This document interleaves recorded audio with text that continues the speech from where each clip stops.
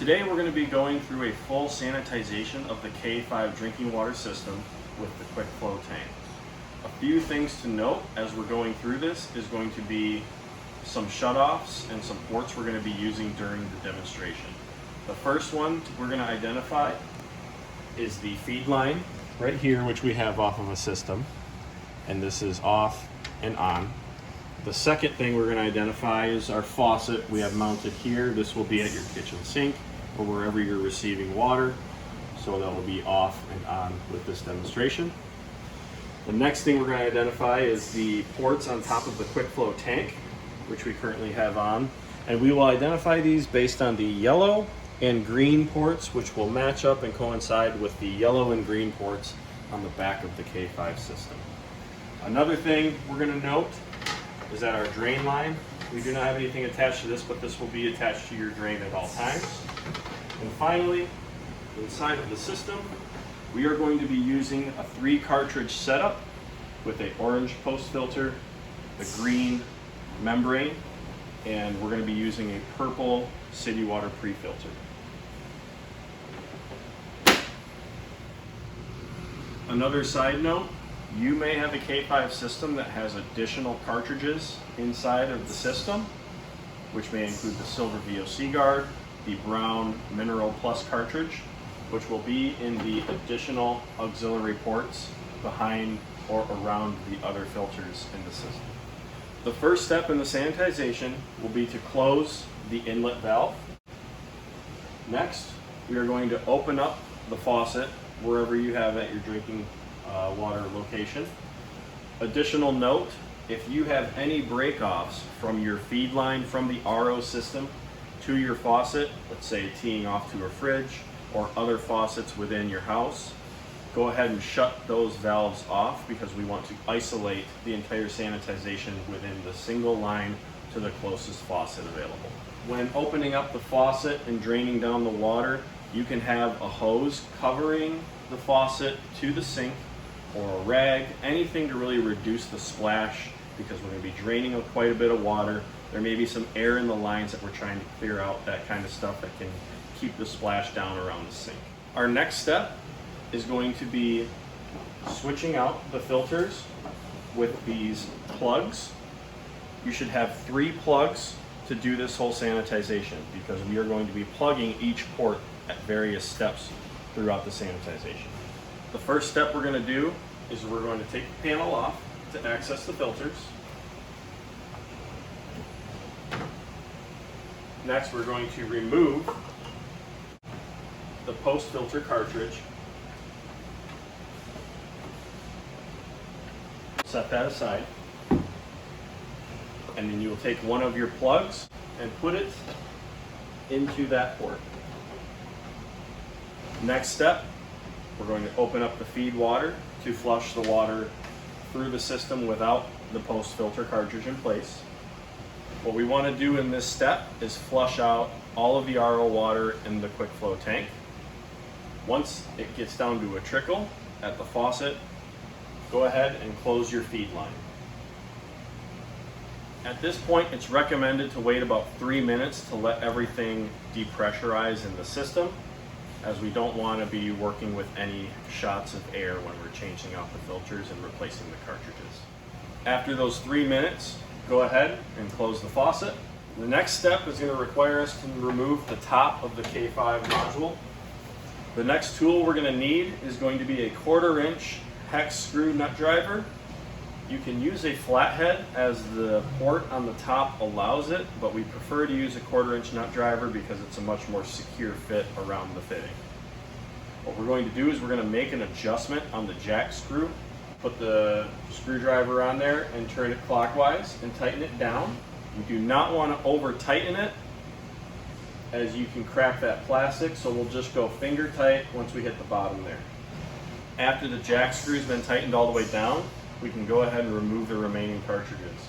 We'll start with the green membrane cartridge and then the purple pre-filter cartridge.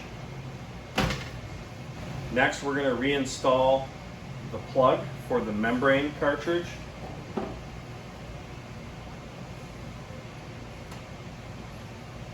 The sanitization liquid we recommend is the SaniSystem packets that we carry in our stores.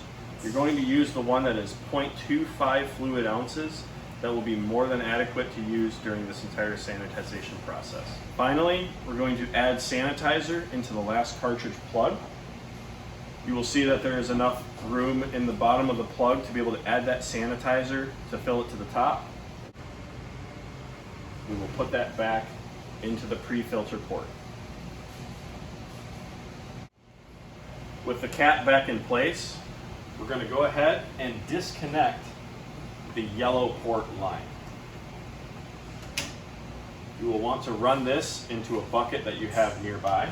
Last, we're going to take a 3/8 plug and put it into that open yellow port. Once that plug is in place, go ahead and open up the feed valve again.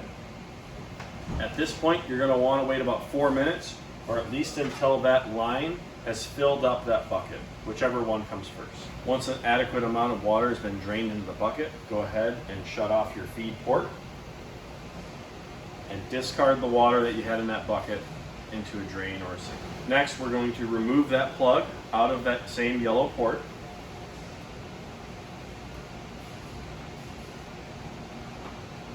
And go ahead and reconnect the line back into the port.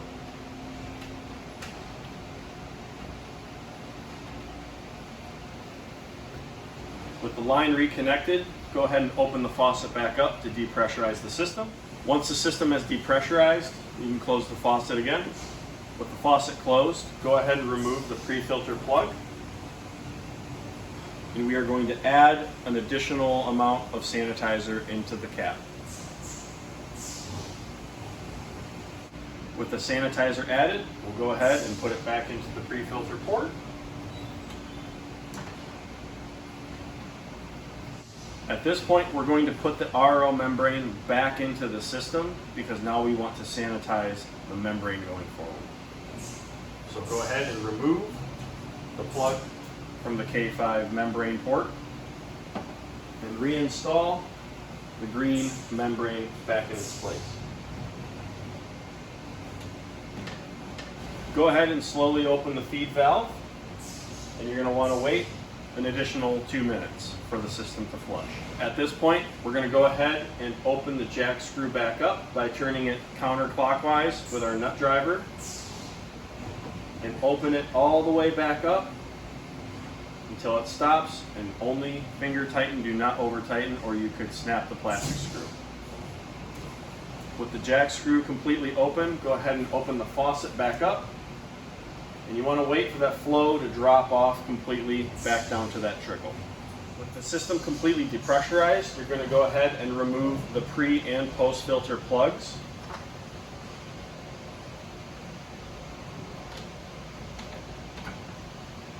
With the plugs removed, go ahead and install your new filter cartridges back into your pre and post filter ports. Starting with the pre-filter.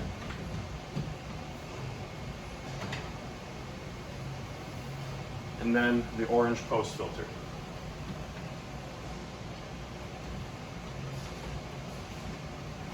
With the cartridges installed, go ahead and open up your feed valve. With the feed valve open, go ahead and let the faucet run until you got a trickle coming out of the end so that it has a full flush all the way through it. Once you see that trickle, go ahead and shut off the faucet. At this point, you want to let the system fully pressurize. It's going to take about 2 to 3 hours to completely fill the quick flow tank.